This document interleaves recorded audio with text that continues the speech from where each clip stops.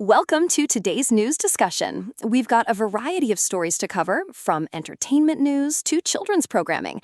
Let's start with the latest from the Cannes Film Festival. John Travolta was recently honored with a surprise Lifetime Achievement Award at the Cannes Film Festival. This recognition came just before the premiere of his directorial debut, Propeller One-Way Night Coach. That's quite an honor. What was the context around this surprise award? The article states that Travolta was presented with the honorary Palme d'Or ahead of the world premiere of his feature directorial debut at the Cannes Film Festival 2026.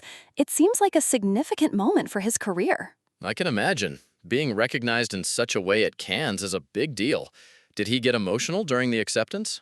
According to the reporting, yes, he did. The articles mention that he got emotional, saying, "This is beyond the Oscar." Wow, that's a strong statement. It shows how much this award means to him. What are your thoughts on how this might impact his future projects? It's likely to boost his profile further, potentially opening up new opportunities for him both in front of and behind the camera. That makes sense. Now, let's move on to some other entertainment news. I understand there's been a significant event in Vienna recently.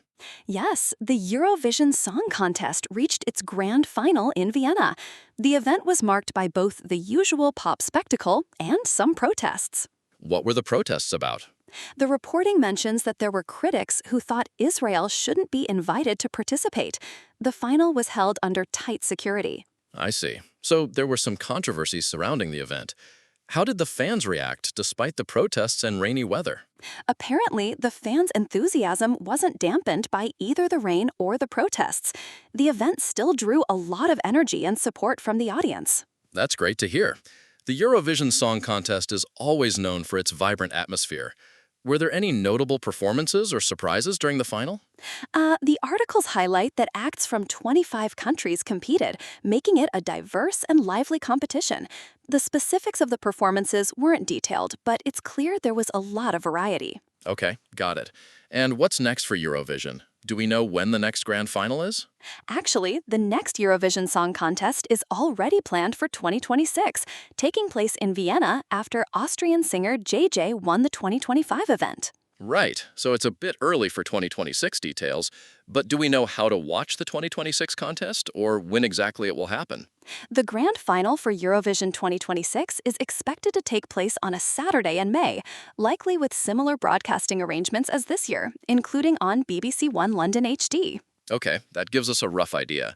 Let's switch gears to some children's programming news. I've heard there's some new content on Nick Jr. Yes, Peppa Pig is airing on Nick Jr., with several episodes scheduled for Saturday, May 16th. There were multiple episodes listed across different time slots. That's great for Peppa Pig fans. Do we know which specific episodes were shown? The articles mention a few episodes: Clubhouse Shop, Playgroup Star from Season 5, Caves, also from Season 5, and a couple from Season 8, Adventure Caravan and Caravan Friends. Nice variety there. And what about other children's shows? Any other notable airings or new episodes? Actually, yes. Another show called Duck and Frog aired on CBB HD with several episodes on the same Saturday. Episodes included pizza, punting, lighthouse, and cinema. Okay, so it seems like a big day for kids' TV. Were there any particular themes or common elements in the Duck and Frog episodes? The episodes seem to feature Duck and Frog in various occupations or adventures, delivering pizzas, punting tourists, changing a lighthouse bulb, and working in a cinema. That sounds like a fun mix of activities. It's great that there are so many engaging shows for kids these days. Absolutely. It's always exciting to see new content and adventures being created for young audiences. Well, that's all for today's discussion. It's been great covering these diverse stories with you. Likewise, thanks for joining in on the conversation. See you later.